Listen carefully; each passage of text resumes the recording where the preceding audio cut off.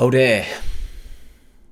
Where do we start with that one? Chelsea 7, Norwich City 0. Jack Reeve here, Talk Norwich City, back to review the game. Sadly, I know.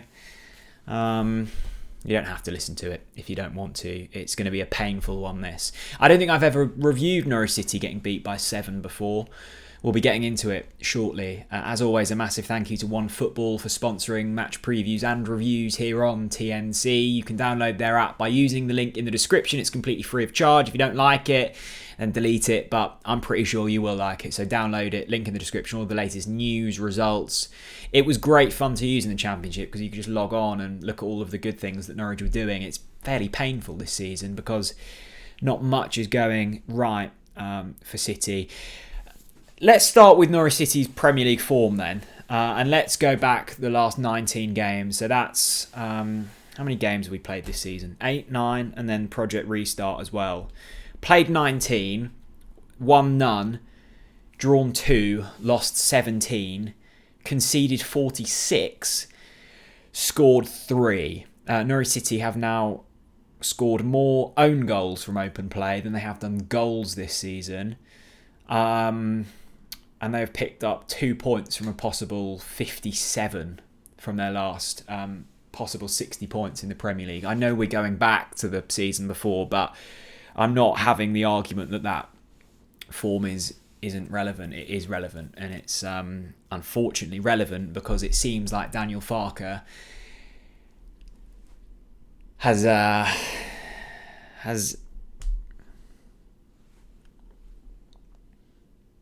and it is relevant because, unfortunately, we have got to a point where we have a big enough sample size now to look at this and go, Farke's not cut out for the Premier League. And that really hurts for me to say because what Daniel Farke has done at Norwich City, especially in the Championship, has been brilliant. We've witnessed some of the best football we've seen at Carrow Road under Daniel Farke. But if you're waiting for this to change, I think you're going to be waiting a long while because there is absolutely no proof to say otherwise. We are trying to change things, but none of it is working. We've spent the money this season. We've given it a go, and the players we've signed aren't really playing. We can't defend. We can't attack. And we've got a non-existent midfield. I literally don't know what's working in this Norwich City team. And the most disappointing thing about it all is there is seemingly no identity. At least we knew before what we were about as a football team. We were this free-flowing side that we would try and score more goals than the opposition. Think back to Newcastle in the Premier League and Manchester City and games like that. I know they were a long while ago, but it seems such a lifetime ago that we were playing football like that in the Premier League. We are cagey, we're scared, we're completely devoid of any kind of confidence, and we lack serious quality. And I think, sadly, a lot of that comes down to the manager who can't change in-game situations, can't set his team up in a fashion that will collect Premier League points on a regular enough basis to survive in this division or even compete in this division. And I think today, unfortunately, was the big moment. Plenty of fans leaving before the full-time whistle at Stamford Bridge. Even the most positive fans turning against your manager, and it's hard to find any positives. And I think if you are finding positives, they are based off nothing but delusion. And I don't want that to sound harsh because I'm trying to find positives. I was looking at the 0-0 against Burnley and Brighton and going, oh, well, at least we have a foundation here to build on and the defence has improved a bit. It's nonsense. This team isn't improving and we are a long way off finding a win in the Premier League. Chelsea didn't break a sweat today. And I know they're Chelsea and I think they'll certainly be in the top 3 for the Premier League. And they have the ability to lose Lukaku from their starting lineup and bring in Havertz. But that's not an excuse. This is a Chelsea side that we needed to bring our A game with a solid plan, put in our all, and possibly pick up a point. That's all we could expect. And I think Norwich fans accept that when we're in the Premier League, that we're not going to be winning games on a regular basis. And very rarely we're going to be picking up points against the big boys. what Norwich City fans do expect, should expect, and are right to expect, is a performance that gives energy, and there is a clearly designated game plan that we can play to. That's the bare minimum. And we've seen that in parts this season, but we didn't see that today. There was no press. There was no plan. I don't know what we were trying to do. I mean, we set up in a defensive fashion, and then we were kind of like, well, let's scrap that and bring on Rashica to kind of find a bit more attacking prowess. And then we take off Sargent for Bamadelli. It's like, what are we trying to do here? If we're trying to play defensively, that's not working because we can't defend. I can't recall a half-decent chance. Maybe Rashica, but that was from a Chelsea mistake and we didn't score that anyway. And the problem that Norwich City have got is not only can they not defend or score, they can't keep the ball. Daniel Farke sides in the past have been renowned for keeping possession, finding a moment. How many times in the Championship did we see us just grind teams down and score late goals? It was one of the big reasons why Norwich City regularly scored late goals in the Championship. It was they were physically just grinding and draining teams. And they're not doing that now. They're not keeping the ball. I don't think they have the quality to keep the ball. And even if we do have the quality to keep the ball, they are being played in a system that doesn't allow it to happen. You've got a bank of 5 defenders lumping it long to a player in Josh Sargent who I'm still yet to see really what he brings to the team, because everyone's saying, well, he's a good hold-up player and he's physically very good. He's not got a first touch that I've seen. He hasn't scored in the league. And this isn't just the Josh Sargent thing, but I'm picking out Josh Sargent because he was one of the big money signings that is actually playing football.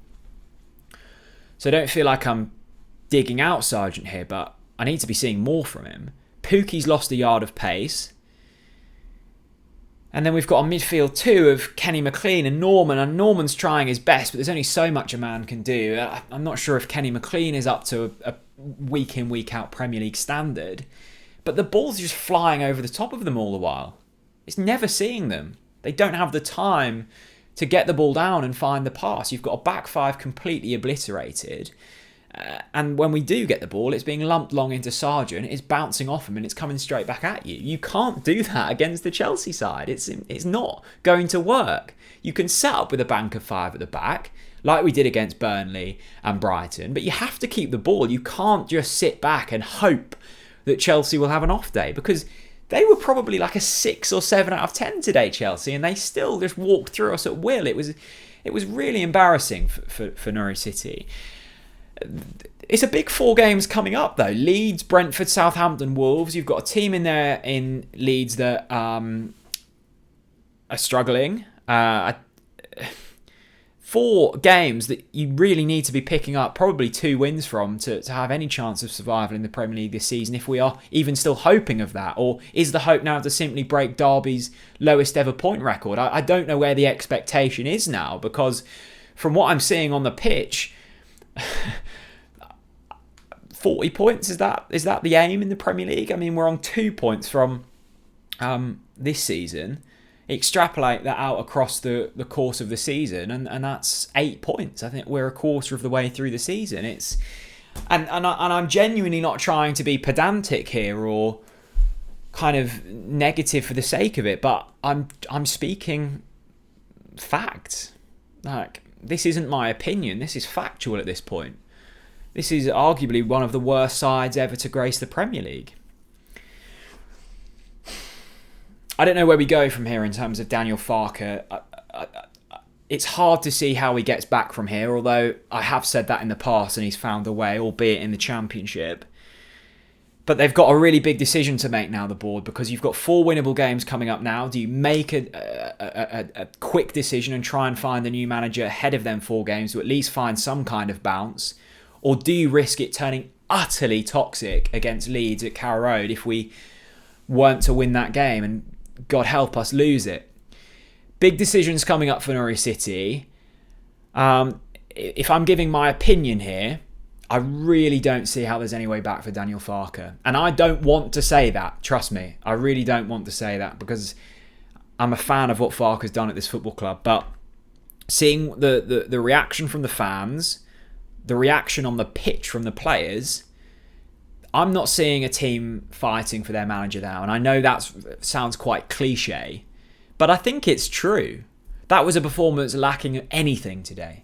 There was nothing there, absolutely nothing. Usually, I've got a notepad full of trends to go off. It was bordering pointless writing anything down after 2-0 because it was same old. I've sat here for the last 2 years of being in the Premier League and reeled off the same spiel. It's boring. It's boring to talk about now, and you probably hear it in my voice. It's not an anger. It's just a numbness. Yeah. It's really disappointing. What would you do? Farke out, Farke in, whatever you are. There's big work to do at this football club if we want to stay competitive in the Premier League. Boy, oh boy. Thanks for watching, everyone. See you later. Bye-bye.